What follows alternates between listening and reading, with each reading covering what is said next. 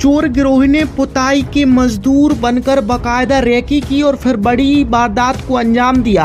तकरीबन 1 करोड़ रुपए से ज्यादा की चोरी को अंजाम देने वाले इन चोरों ने न केवल कॉलोनी की सुरक्षा व्यवस्था बल्कि पुलिस की मुस्तैद गश्त प्रणाली पर भी सवाल खड़े कर दिए हैं।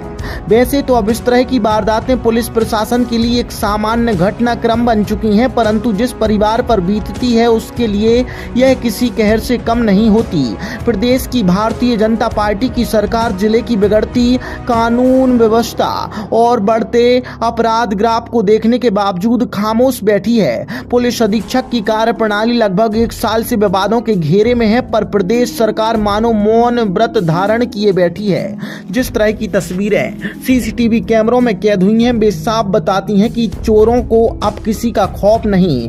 गिरोह बेखौफ अंदाज में अपने निशाने पर आए घरों को लूट रहा है। इतनी बड़ी वारदात के बाद भी पुलिस का आला प्रशासन शायद फिर वही कहेगा, जल्द खुलासा किया जाएगा और आरोपियों को उनके सही मुकाम यानी जेल भेजा जाएगा।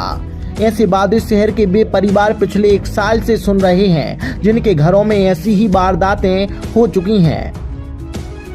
पता नहीं क्यों बुंदेलखंड के हृदय स्थल सागर को हर सरकार एक प्रयोगशाला की तरह इस्तेमाल करती है और इसका खामियाजा यहाँ की जनता को उठाना पड़ता है। इस बड़ी वारदात के बाद अब प्रदेश की भारतीय जनता पार्टी की सरकार पर सवाल उठने लगे हैं। अगर समय रहते चोरी का खुलासा नहीं हुआ तो यह मुद्दा सदन तक गूंज सकता है। यह भी सवाल उठता है कि कॉलोनी की सुरक्षा व्यवस्था जिस एजेंसी के पास थी, क्या उसने अपने कर्तव्य का पालन किया? सवाल अनेक हैं, पर हालात और परिस्थितियों को दरकिनार करते हुए पीड़ित परिवार केवल अपने चोरी हुए कीमती जेवरात और धन की वापसी चाहता है, जिसमें अब सभी को संदेह बना हुआ है। धमाका 24 न्यूज के लिए चैनल हेड प्रदीप दुबे की रिपोर्ट।